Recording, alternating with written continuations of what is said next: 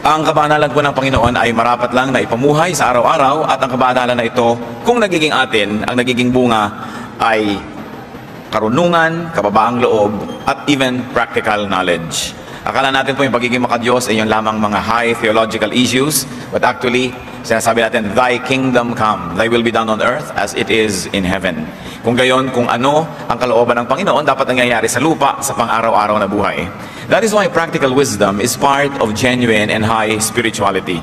At kung practical wisdom din lang ang pag-uusapan, wala na yatang hihigit pa sa halaga ng Proverbs o mga kawikaan. Sapagkat ang mga Proverbs ay mga inipon na karunungan ng maraming saling lahi, ng maraming nag-iisip at nag-o-observe sa buhay, at ito ay pinakikita sa maiigsing mga pangungusap na punong-puno ng kayamanan. Kumbaga parang latik na galing sa napakaraming gata, na galing sa napakaraming nyog. Pinaliit, kinonsentrate para lalong masarap at lalong mabuti. At ito po yung Proverbs. So the Bible is not only high theology, but also very practical wisdom. It is heaven on earth. At sa atin ngayong paghahanap ng heaven on earth, pag-a-apply ng matatayog ng mga diwa sa ating pang-araw-araw na buhay, hahanapin natin sa Proverbs. And we will look for 8 proverb no-nos on work and money matters. Napakaraming sinasabi ng Proverbs na huwag gawin. At ngayon po ang titingnan natin 8 dapat na iwasan, hindi dapat gawin tungkol sa paghahanap buhay, sa pagtatrabaho, at sa mga bagay na may kinalaman sa ating pananalapi. Amang Diyos, salamat sapagkat kayo ay God of wisdom, God of everyday life. Humihingi kami ng karunungan na maunawa yung salita, at nang sa ganon, magkaroon ng magagandang bunga sa pang-araw-araw na pamumuhay. Salamat po sa iyong karunungan na ibinibigay sa amin. Patawarin niyo po kami sa aming mga kasalanan, linisin niyo kami sa aming mga pagkukulang, at nawa Panginoon, kayo ang mangusap. Salamat sa pag-iingat niyo sa mga tagumpay na ibinibigay. Salamat sa pagkandili niyo sa amin. Turuan niyo kami ngayon, at nawa sa pagtuturo niyo, ilayo niyo kami sa mga kasalanan, sa mga kamalian, sa mga panlilito ng kaaway. At ganon din, ilayo niyo kami sa masasamang tao at masasamang espiritu. Let your wisdom prevail in our lives, and may we come out of this activity enriched by you, empowered to have a much better life. Father, teach us. In the name of Jesus, your Son, our Lord, we pray. 8 proverb no-nos on work and money matter. No, number 1, do not deny rewards to those who deserve them. Isang uri ng kabanalan na hindi natin ipagkait ang mabubuting bagay, gantimpala at kagandahang loob sa mga karapat-dapat na tumanggap nito. Proverbs 3:27, do not withhold good from those who deserve it when it is in your power to act. Kung kaya rin lang natin, abot kaya natin, ay huwag na nating tatagalan pa, huwag na nating pinahahaba pa ang paghihintay ng mga taong dapat ay tumanggap sa atin ng kabayaran o kaya ay gantimpala. Luke 10:7, for the worker deserves his wages. So unang-una na dapat na mag-isip-isip nito ay yung mga nagpapasahod, nagpapasweldo, yung may mga empleyado. Na huwag nang i-delay pa, kung pwedeng ibigay na, kailangan na ngayon, ibigay na. Huwag nang tagalan pa. At ibigay yung tamang amount, sa tamang panahon, because the laborer deserves his wages. In Romans 13:8, let no debt remain outstanding. Kung sa gayon, hindi lang mga utang na pinansyal, hindi lang mga babayarin sa pananalapi, kundi pati ang pagbabayad at panunukli sa utang na loob. So that we return love for love. We give back to those who give to us. We smile back to those who smile at us. Sabi, dapat wala kang utang. Dapat lagi ka nagbabayad. So ang ginagawang mabuti sa iyo, lagi mong susuklian at susuklian agad-agad, huwag nang ipaghintay pa.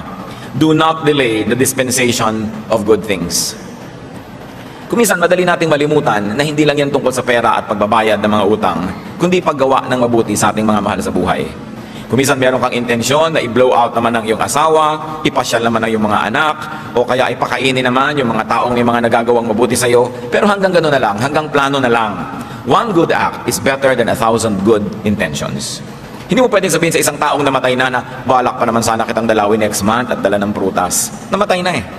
Hindi mo pwedeng sabihin sa isang tao na lumayo na ang loob sa iyo, na balak sana kitang ipasyal, mahalin, balak kitang isipin at pag-isipan lagi, pero lumayo na yung loob, hindi mo na maibalik, nahuli. Sabi nga ng mga matatanda, aanhin pa daw ang damo kung patay na ang kabayo. Kaya kung meron tayong mabuting magagawa, mabuting binabalak gawin, gawin na. Una, hindi tayo nakakatiyak na pag ginawa natin yun ay welcome pa doon sa tatanggap yung ibibigay natin. Hindi rin natin alam kung siya'y malusog pa o buhay pa o gising pa, kumpleto pa ang pag-iisip sa panahon na gusto nating ibigay. At hindi rin natin alam kung sa panahon na gusto nating ibigay yon, tayo'y malakas pa o buhay pa. Dapat ibigay na natin agad ang mga dapat ibigay. Proverbs 3:28, do not say to your neighbor, come back later, I'll give it tomorrow, when you now have it with you. Nanghihiram, humihingi, nagpapatulong ang tao, pwede mo nang ibigay, papatagalin mo pa. Kung minsan merong nanghihiram sa'yo ng pera, pero sige, next week gagawa ako ng paraan, pero kaya mo na ngayon. Pero ayaw mo namang magmukhang kaya dali-dali kang nagkapera dahil baka kaabusuhin. Pwede man masabing, alam mo, ang tagal-tagal kong inipon-ipon ito, o eto ngayon, nasabi mo rin na hindi naman ganun kadaling maglabas sa'yo ng pera para hindi ka abusuhin, pero hindi mo naman tinagalan pa ang pwede mong ibigay na. Kindness delayed is kindness denied. No? Bakit naman gusto natin at sinasabi sa Biblia na ibigay mo na yung dapat ibigay, huwag mo nang tagalan? Una, dahil mahal ng Diyos yung mga nangangailangan na dapat nating tulungan. Pero huwag nating kakalimutan na ipinagagawa sa atin yun dahil mahal din tayo ng Diyos. Dahil alam ng Diyos na una, lahat ng ginagawa nating mabuti ay aani din tayo. So bakit mo tatagalan ng pagtatanim? Di tumagal din yung pag-aani. Na-delay din yon. At alam din ng Diyos na kung meron tayong mabuting kalooban at dinanais gawin na mabuti, pag hindi natin nagawa at hindi na tayo nagkaroon ng pagkakataong gawin yon, maaari tayong pahirapan ng ating budhi. Feelings of guilt will haunt you, you will feel bad, and it is not good for you and for your health. Kaya sa Proverbs, makikita natin lahat yung kabutihan na yan. Hindi lang pang ibabaw ng mga kabutihan, hindi lang yung mga instant results, kundi may malalalim na counterpart yan in the spiritual world na kahit hindi natin nauunawa ngayon, sundin na lang. Hindi magiging Proverbs ang Proverbs kung yan ay hindi napatunayan ng maraming saling lahi at ng mahabang panahon ng pagsunod at pagsuway na tama nga yan. So sundin natin dahil nauunawaan, at kung hindi nauunawaan, sundin pa rin. Kesa naman ang ating pairalin sa ating buhay ay kamangmangan, katigasan ng ulo, sapagkat yung nakasulat dyan ay napatunayan na totoo at epektibo. At huwag niyong mambitin. Merong mga anak, dadalaw sa mga magulang nila sa probinsya. Bibigyan naman, aabutan naman pala ng pera. Pero kung kailan aalis na at pabalik na sa Manila, samantalang iisip-isip yung matatanda, ano kaya ang bibiling kong ulam? Ano kaya ipapakain ko sa mga ito? Magkano kaya ang ibibigay sa akin? Uubusin ko kaya itong nalalabi kong savings dito? Paano kung konti lang ang ibigay? Paano na ako bibili ng gamot ko? Etc. etc. Meron din naman kung minsan, pupunta ka sa isang, inimbita ka na isang church, sa isang kelayo-layong lugar, isang linggo ka doon at kung ano-ano. Mabuti ng mabuti kung yung speaker ay may baon. Pero kung kailan aalis ka na at sasakay ka na doon sa buhos at saka palang ibibigay sa iyo yung love gift, so hindi ka malang nakabili ng kahit na maruya na pang uwi sa pamilya mo dahil kahuli-hulihang sandali na ibinigay. Dapat kung may ibibigay kayo, ibigay nyo na agad. Para yung pinagbigyan nyo makapagplano kung paano siya gagastos, kung paano ba siya magtitipid. Huwag nang tagalan. Do not keep people in suspense. It's a very important practical wisdom that godly people should never forget. Another Proverbs no-no, do not be lazy. Kailangan pa ba naman pag-usapan yan? Pero sabi nga ng marami, ang paalala daw ay gamot sa taong nakalilimot. Kung minsan pinag-uusapan natin, ba't kaya mahirap ang ating mga mamamayan? Mayaman ng Pilipinas, mahirap ang maraming Pilipino. Totoo rin naman kasi maraming taong tamad. Wala nang inisip kundi ubusin ang oras sa pagsasaya, sa pagtulog, sa pagpapahinga, sa pag-inom, sa pagchichismisan, sa paglilibang-libang, pero walang ginagawa na productive effort. Proverbs 20:13, do not love sleep or you will grow poor. Stay awake and you will have food to spare. Natutulog ang tao para magkaroon ng lakas, para makapaghanap buhay. Hindi siya natutulog para lang matulog ng matulog. At hindi nabubuhay ang tao para itulog lang ang buhay. And very importantly, do not associate with lazy people. Do not reward laziness. Kung minsan may mga kapatid ka na productive, merong mga tamad, pero yung tamad, yun pa ang palahingi, yun pa ang palaasa, yun ang maraming iniisip na gastahan. Kailangan hindi laging sinusuportahan ang mga hilig at mga bisyo ng mga tamad. Sapagkat lalo lang silang nasasanay na magpakatamad at iasa ang kanilang buhay dun sa mga masisipag. True godliness will result in industry. It will result in us becoming very, very good and excellent and fruitful workers. Hindi bagay ang tamad sa mga Kristiyano, sa mga sinasabing sila ay anak ng Diyos. Sapagkat sa Biblia, nakita natin na sa 7 araw, 6 na araw nagtrabaho ang Diyos. At sa ika-7, nagpahinga. We've got to earn the bread we eat. We've got to earn the food we eat. Unless we're too old, too young, or too weak, we are not exempted from having to work. Kung minsan din nakikita mo, marami mga tao, hindi pa naman talaga mahina, nagre-retire na. Kaya tuloy nabibilis ang paghina. We can semi-retire, we can slow down a little bit, pero habang nabubuhay ang tao, mas magandang productive siya. Naghahanap buhay pa rin. Habang kaya ng isang tao na siya ay kumita fully o partially, dapat ginagawa yun. Hindi yung ambisyon na lang natin, kung minsan, iasa na lang ang buong panahon ng pagtanda natin sa ating mga anak. Bagamat mabuti, mainam, dapat na ang mga anak ay maging supportive sa mga parents. Mabuti rin ang mga magulang, habang kaya natin, huwag muna tayong umasa. No? Kasi kung minsan, yung mga anak din naman natin, hindi naman pag-abot-abot ang kinikita nila, pagkatapos mag-aasawa po sila, magpupundar, magsisimula sa buhay, nakagagapos sila. Minsan hindi na sila makaangat-angat, hindi na sila maka-take off sa dami ng daladala ng mga umaasa sa kanila. Ngayon, mga inam lang umasa kung tayo sobrang tanda na nga, o sobrang bata pa lang, o sobrang mahina ang katawan natin dahil tayo may karamdaman. But we should always be productive. At ang tao talaga, pati yung mga brain cells niya, nare-refresh, nare-renew, kung siya lagi nagtatrabaho at na-challenge mag-isip. Hindi yung inaagad natin at dinadalian ang sobrang pagpapahinga sapagkat yan ay hindi na nakakabuti sa ating sariling kalusugan. Do not be lazy. And another Proverbs no-no is do not cheat in business. Proverbs 20:23, the Lord detests differing weights and dishonest scales do not please Him. Nakita po natin kung gaano kadetalyado ang Diyos, kung gaano kadetalyado maging ang Biblia, pati yung mga madadayang timbangan, kinamumuhian daw yan ng Diyos. So kung tayo ay nagtitinda, hindi dapat madaya ang mga timbangan. Hindi tayo dapat nandadaya in terms of quantity, in terms of quality, and sometimes in terms of schedules. Meron kang kontrata, dapat mag-deliver ka ng ganong bagay, tapos hindi mo naman sinisikap na ma-deliver at purang ino-offer natin excuses. This is not godliness in action. Ang salita ng isang Christian businessman ay isang kontrata na. At liban na lang tayo hinadlangan ng kalusugan, ng mga forces of nature, o mga bagay na lampas sa ating kakayanan, dapat pinaninindigan ang ating mga pananagutan. That we do not cheat in business. That people get what they pay for. Hindi yung dinadaya yung quality, yung quantity, at kung sari-saring mga pagtitipid. Kung minsan, nakakalungkot yan, bibili ka ng bahay na hulugan, ginawa ngang affordable, pero sobrang namang rupok. Maganda lang dahil may pintura, maganda lang yung itsura, pero konting hangin, konting bagyo, konting uga, giba-giba na yung bahay. How can contractors do this to people whose lifetime savings are going into this dream of owning a home or a house? Kailangan people get what they pay for. Marami mga kontraktor, ganun. Puro kadayaan. Dinadaya ang timpla ng semento, dinadaya yung size ng bakal, dinadaya yung kapal ng mga yero. Ang binabayad naman ng kanilang kliyente, tama. Hindi yan ginagawa ng mga Kristiyano. Again, bakit? Sapagkat ang itinatanim ay inaani. Pag ang tao naniniwala na may Diyos, hindi siya mandadaya. Sapagkat ang Diyos ang nagsasabi na kung anong itinatanim mo, aanihin mo. So bakit mo magtatanim ka ng hindi maganda na ikaw din ang aani? Another no-no na itinuturo po ng Proverbs. Ito yung madalas nating ulit-ulitin, pero parang hindi nadidinig ng iba, patuloy pa rin silang nabibitag na ganitong problema. Do not be a guarantor. Proverbs 22:26, do not be a man who strikes hands in pledge and puts up security for debts. Merong lalapit sa'yo, uutang ako, pwede ka ba maging co-maker, pwede ka ba maging guarantor, payag ka naman ng payag agad, o kaya nahihiya ka, papayag ka, so napapahama ka ngayon pagka hindi siya makabayad. Ang tanong ng iba, paano po kung talagang gusto ko naman makatulong, at sa lagay, hindi na po ba ako tutulong sa mga kaibigan ko, kamag-anak na nagpapagaranti? Tumulong ka kapatid, hindi masama, pero maging handa ka na magbayad. Kasi pag nag-guarantee ka, ibig sabihin nun, hindi ka lang pumipirma doon. Sinasabi mo, pag hindi ka nakabayad, ako magbabayad. Pagka hindi mo na kayang magbayad, ako ang magbabayad. O kaya kaya mo pero tumakbo ka, ako pa rin ang magbabayad. At handa kang patawarin yung tumakbo sa utang niya at ikaw yung napahamak. Pag handa ka sa ganung mga bagay, okay, mag-guarantee ka. Pero kung sasama ang loob mo dahil ikaw yung nagbayad, magkakagalit kayo dahil hindi niya nabayaran, huwag ka nalang mag-guarantee. So guarantee, yes. Be a guarantor, yes.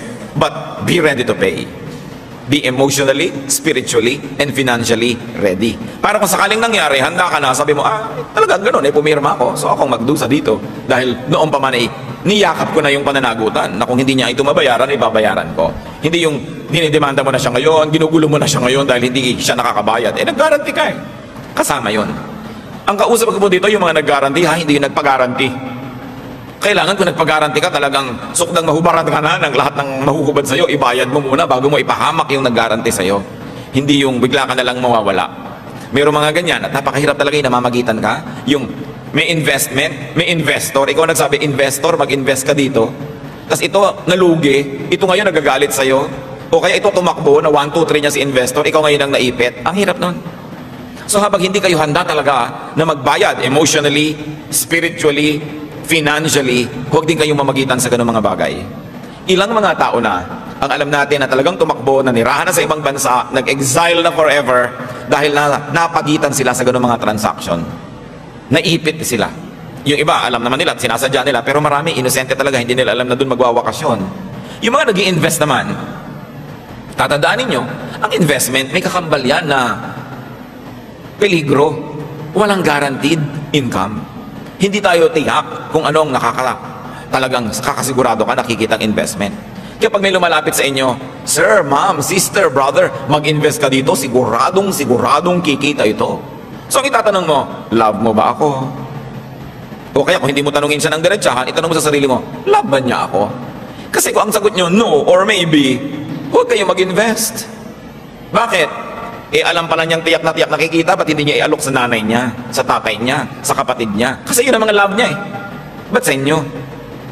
Doon pa lang mag-isip na kayo. Sure na sure ka pala bakit hindi mo ba rin yung hikaw mo, ibenta mo, i-invest mo? Sure na sure ka pala, nakikita yung investment, bakit bumili ka ng bagong kotse? Bakit meron kang bagong bahay? Bakit bumili ka ng bagong condo unit? Ba't hindi mo in-invest? Sure na sure ka pala, nadadami yung pera sa investment na yan. Kaya yung mga nadadaya, kasi din, nagpapadaya. Nagbubulag-bulagan. Yung mga nag-e-engganyo sa atin na mag-invest, tapos sabihin mo, ay, ang ganda ng bag niya, original na Gucci, original na ganito. Uy, ang ganda ng bahay niya, kabibili lang niya ng bagong kotse. Ang una niyong iisipin, hindi itong, wow, kumikita talaga ang investment niya. Hindi yon. Pinagkakakitaan kayo, kaya siya nakakabili. Yun ang isipin niyo. Pangalawa, huwag niyong isipin na kumikita talaga ang investment, kaya siya nakakabili. Kasi kung kumikita talaga yon, bawat perang hawak niya, i-invest niya rin. Dahil kumikita pala kasi ang mga tao umaandar kumisan sa atin yung inggit at kasakiman. Ang ganda ng bag niya. Siguro pag nag-invest ako sa ino-offer niya, makakabili din ako noon. Ang dami niyang cellphone, 5. So siguro ako makakapito pa ako, mag-i-invest din ako. Nakikita niyo, gasta ng gasta. Pakakaulit-ulitin ko, kung nakakatayak siya sa investment na ino-offer niya, hindi siya gagasta, i-invest niya yung pera doon. Pero ba't siya gastos ng gastos? Kasi meron siya mga nadedenggoy na mga tao. Tapos ngayon, iiyak-iyak ka pag tinakbuhan ka, iiyak-iyak ka pag hindi kumita investment mo. Hindi mo ba nakikita na sa high cost of living nitong ahente na ito o nitong namamagitan na ito, saan niya kukunin yun kundi sa mga taong tulad mo? Kaunting pag-iisip, makakaiwas tayo sa maraming dilubyo.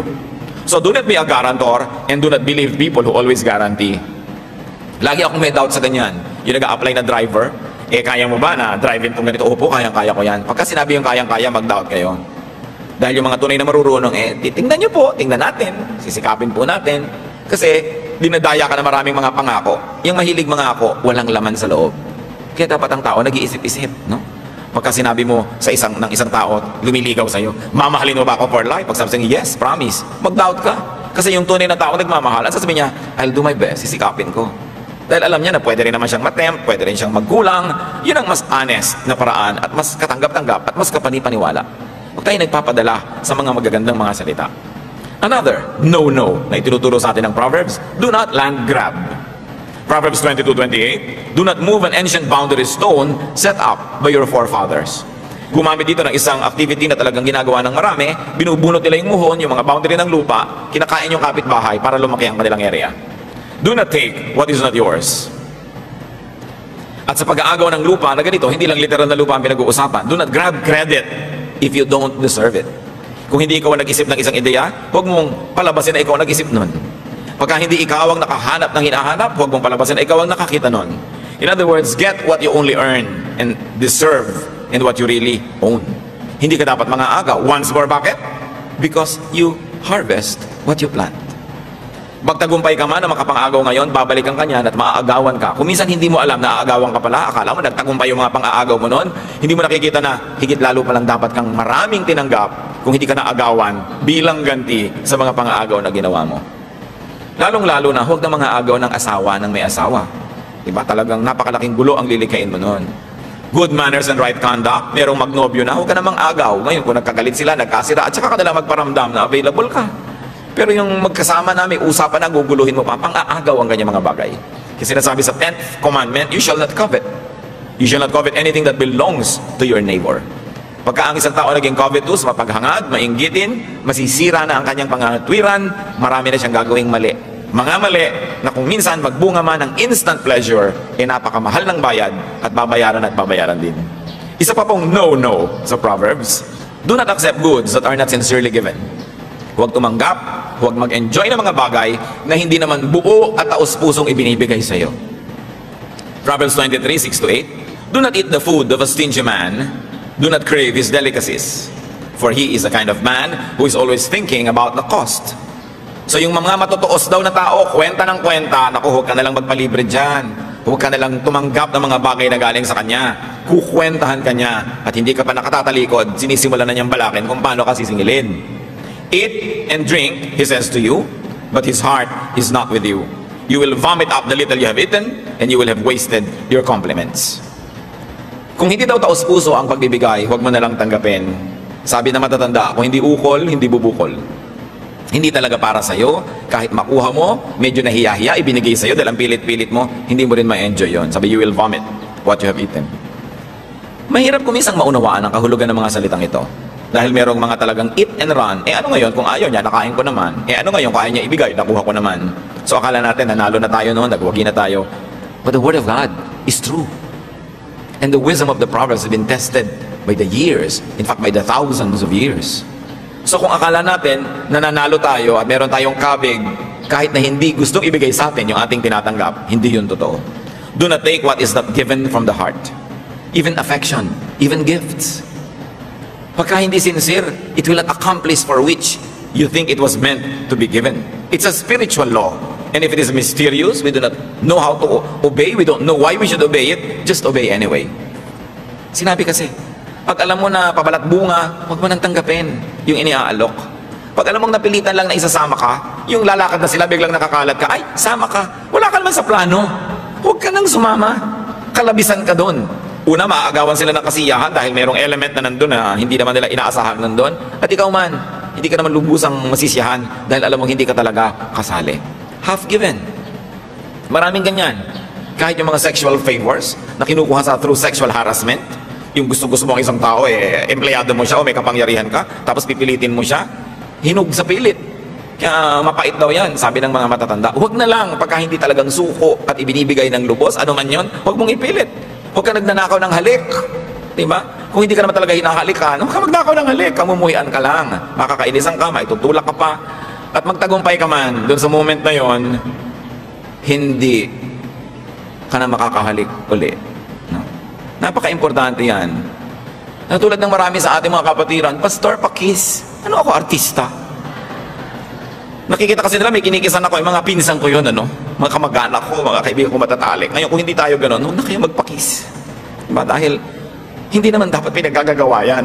Nagbo-volunteer ka kung gusto mo, pero hindi yan, bigla nalang inaagaw, bigla ka nalang dinagit, at naskoran ka na. Nakakahirap ng loob. Ano man yun? Kasi hindi ibinibigay sa'yo, hindi kusang ibinibigay, huwag mong mithiin. Mapakla, mapait ang bunga ng nakaw. Akala mo lang masarap yun, pero sabi sa Biblia, may bayad. Madalas, ang bayad, hindi natin alam. Nagbabayad pala tayo. Kaya pala kahit kuminsan anong gawin mo negosyo, hindi mag-click. Kaya pala kuminsan, ang sama-sama lagi ng pakiramdam mo, o laging mali ang nangyayari, o parang wala nang tama na mangyari sa buhay mo, nagbabayad ka pala. Pag lagi nangyayari, isipin natin, ano kaya, Diyos ko, ang mga utang kong di ko alam na utang ko pala, binabayaran ko tuloy. Bakit mahalaga na malaman natin kung ano yon? Para huwag na nating tuloy-tuloy pang gawin ang hindi dapat. Para matigil ang mga bagay na hindi dapat dumadating sa atin, pero dating ng dating, dahil tayo rin naman kasi yung humihimok na dumating yun sa buhay natin. Another no-no, do not exchange the truth for goods, for money, for material gain. Parang kuminsan, hindi na ganyan ang takbo ng panahon. Nabibili ang mga witnesses, nababayaran, pati mga hukom, syempre hindi lahat. Pero nililimot na ng tao yung mga katuruan na huwag mong ipagpapalit ang katotohanan para lang sa pera, para lang sa material gain. Why? And why not? Because God is truth. Even Jesus is truth. So when you compromise the truth for material gain, you're actually abandoning God. You're abandoning the very concept of God, and you're abandoning the very, very character of God, and that God is truth. And that godliness means truthfulness. Proverbs 23:23, buy the truth and do not sell it. Get wisdom, discipline, and understanding. Dapat yata nakalagay yan sa malalaking mga letra sa ating mga hukuman. Dapat nakalagay yan sa malalaking mga letra sa ating mga government agencies. Kahit sa mga churches, kahit saan. Buy the truth and do not sell it. Sasabihin natin, hindi ko naman sinesell yung katotohanan. Totoo. Pero kung minsan, kinakampihan natin yung makapangyarihan kahit sa sinungaling. We are selling the truth. We are selling out on our truthfulness. Kung minsan may naaaping isang tao na makatotohanan, makadiyos, hindi ka nalang kikibo. Kasi yung naaaping makapangyarihan, may pera, o may napapala ka sa kanya, that is a way of selling the truth. Nabebenta ang katotohanan, nabibili ang tao. Nagbubulag-bulagan siya sa kasinungalingan, o siya mismo ay nagsisinungaling, o hinahayaan niya na umira lang kasinungalingan dahil meron siyang napapala sa pagbubulag-bulagan at pagbibingi-bingihan. Pero isang uri ng pagtataksil sa Diyos, sapagat ang Diyos ay katotohanan. Ang mga taong maka-Diyos ay mabubuhay sa katotohanan, anuman ang maging halaga noon na dapat niyang ibayad. Kaya sabi, buy the truth. Meron kang ipapalit. Kuminsan hindi ka na-promote kasi truthful ka. Kuminsan hindi ikaw naging paborito kasi honest ka. Pero sabi niya, buy the truth and do not sell it. God is on your side when you do this. And we know that godliness is not always about instant gratification. Na ang tunay na mga kasiyahan sa piling ng Diyos ay hindi laging bigla-biglaan, kundi dumarating sa pangmatagalan in the long run when you run the race and finish it. Hindi tayo dapat mainipin sa gantimpala, lalong-lalo sa gantimpala sa mga nabubuhay sa katotohanan. Yung mga bigla-biglang mga gantimpala at mga sarap sa buhay, kadalasan, si Satan na may offer niyan. Enjoy now and pay later. But the Lord and godliness is about building things up for the long haul, for the life that is way, way ahead. Hindi yung mga bigla-biglaan lamang. Sabi nga sa Tagalog, itong Proverbs 23:23, hanapin mo ang katotohanan, karunungan at unawa. Pahalagahan mo ang mga ito at huwag pababayaang mawala. It is a spiritual law. Once more, it can be mysterious. The meaning, the immediate value and benefit is not always readily visible. Pero tulad ng nasabi na natin, salita ng Diyos, sundin. Whether or not we agree, whether or not we understand. Marami pa pong sinasabing no, no, no sa Proverbs. Pero huli, sa pag-aaralan natin ngayon, do not enjoy now and pay later. Do not gaze at wine when it is red, when it sparkles in the cup, when it goes down smoothly. In the end, it bites like a snake and poisons like a viper. Your eyes will see strange sights and your mind imagine confusing things. You will be like one sleeping on the high seas, lying on the top of the rigging. They hit me, you will say, but I am not hurt. They bit me, but I don't feel it. When will I wake up so I can find another drink? Huwag daw mabuhay sa paglalasing. Maraming mga equivalent yan. Do not be high on alcohol. Do not be hooked on drugs. Do not be addicted to artificial intoxication. Sabi yung alak, masarap inumin, masarap sa bibig, masarap lunukin, pero ang sipa, later. Kaya pa nating maintindihan kasi yung mga wine na ginagawa sa Mediterranean areas, sa Israel, sa Greece, sa Spain, sa Italy, yung sa mga area na yan, yung wine talaga masarap sa bibig. So pwede ka talagang masarapan, uminom ng uminom, tapos bukas, ang sakit ng ulo mo, lasing ka. Nung lasing ka pala, sinaksak mo yung kumpare mo, sinaktan mo yung asawa mo, sinunog mo yung bahay nyo, binusan mo ng kumukulong mantika ang anak mo nung bangag ka, tapos paggising mo, nagdurusa ka, pero maya-maya naghahanap ka na naman ng bagong fix. Paulit-ulit lang ang ganito mga bisyo. Pero tulad ng nabanggit, mas madaling maintindihan yung umiinom ng masarap, tapos nakakalasing pala at masakit ang ulo mo later. Pero yung mga iniinom ng marami nating kababayan, hindi nga masarap Ang pait, kailangan pa ng chaser. Diba? Kailangan pa ng pulutan para medyo malimutan mo yung guhit sa iyong lalamunan. Kaya pag may mga tagayan, ikaw ay nakainom na ako, ikaw naman, nagtutulak-tulakan actually kung sinong iinom. Pero bakit nag-uumpok-umpukan para mag-inuman? What the verse is saying is do not exchange a morning after headache for a besotted sleep. Huwag ipagpalit. No? Sa konting sarap sa pag-inom, yung bukas may headache ka, may problema ka pala, meron ka palang gagawin na hindi mo nagawa, meron ka palang hindi mo dapat gawin na siya mo namang nagawa. Do not let the devil take tomorrow just so to have a good time tonight. Do not sacrifice long-term for short-term pleasure. And do not rest now and then work later because you did not do your work at the time that you should be doing it. Plant first. Do the right thing first so that you will harvest at the right time. Isa yan sa mga dapat nating laging tandaan. Lalo sa ating kultura. Lagi nilang nagiinuman ng mga tao. Bakit naman yung mga tunay na lalaki hindi naman kapagkita-kita ng hindi nalalasing? At hindi naman titigil uminom hanggang hindi lasing. Sana uminom lang ng kote tapos tumigil na. Pero hindi, talagang 8 cases ng beer. Talagang hindi sila titigil hanggang hindi mga lango. Talagang hindi titigil hanggang hindi sila nag-aaway. Ang dami-dami naman magkakasundo nung nagsisimulang inuman tapos mamaya nagsasaksakan na pala. Paano? Weak characters lean on strong drink. Yung mga duwag, hindi makapagsalita kundi lasing. Yung mga mahihina ang loob, hindi makapagtapat kung hindi lasing. Kailangan pa nilang lasingin ang mga sarili nila, tapos tatawagin nila yung sarili ng tunay na lalaki. Kailangan mong malasing para ka tumapang. Anong tunay dun? Kailangan nating i-review yan, kasi tuwing na lang may fiesta, tuwing na lamang may birthday, tuwing na lamang may okasyon, lagi nilang hindi nawawala ng pasyente sa ospital pagkatapos, kasi may nagsaksakan ng basag na bote, may nag-away, at yung may naglalasing na mama, may ninenervyos na ginang. May ninenervyos sa mga anak, sapagkat ang kanilang papa-papa na ang bait-bait, pag nalalasing, nagiging halimaw. So bakit kailangan gawin ang mga bagay na ito? Paulit-ulit na lang. Tingnan ninyo, generation to generation to generation, yung mga tatay na mangiinom, nagkakaroon ng mga anak na mangiinom, nagkakaroon ng mga apong mangiinom, na usually pare-pareho naman silang nakalugmok sa kahirapan, pare-pareho mga lubog sa utang, pare-parehong walang maging bunga ang buhay, hindi pa rin natuto na dapat baguhin ang paraan ng pamumuhay. Kailangang tigilan ang ganito mga bisyo. So work, business, money matters are very important elements of life. Kaya nasa Proverbs, kaya nasa Biblia. The Bible, and now very especially the Proverbs, teach us on work ethics, teach us on the way to a good life. They teach us values concerning money, business ethics, work ethics. Because spirituality should also be concerned about the here and now, about concrete realities. So we should learn from the Proverbs. Ama namin, salamat sapagkat marami kayong mga tinuturo. Yung iba alam na namin, kaya lang kailangan laging sariwain dahil nalilimutan din naman kahit alam. At yung mga iba, hindi masyadong madaling maintindihan. Turuan mo kami, Panginoong, unay unawain ang iyong mga pinagbabawal na ito. At makita namin yung karunungan mo kung ba't ito'y ayaw mong gawin namin sa buhay. Ngunit kung may mga bagay na hindi namin lubos maunawa, sumunod na lang kami. Sapagkat alam namin, Panginoon, ang iyong salita ay hindi pwedeng maging mali. Ituro mo sa amin na pakinabangan ng mga salita dito sa Biblia sa pamamagitan ng pagsunod sa kanila, sapagkat ito'y napatunayan na ng marami mga saling lahi at ito'y patuloy na nangungusap sa amin. Magbulay-bulay tayo mga kapatid kung ano man ang mga practical considerations that we should do because of this review. Sa palagay ko naman walang bago tayong pinag-aralan, pero kailangan laging balik-balikan yung mga basics sa buhay sapagkat madalas yun ang nalilimutan. Ano ang mga dapat natin gawin bilang reaction sa mga paalalang ito?